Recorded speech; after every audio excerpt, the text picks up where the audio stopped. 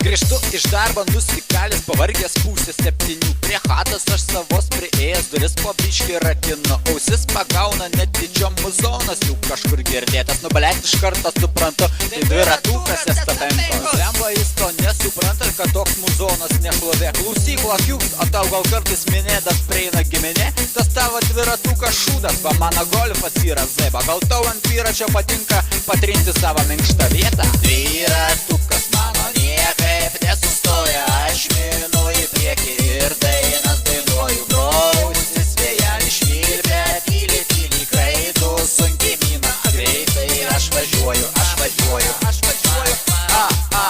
Yeah. Aš važiuoju, aš važiuoju.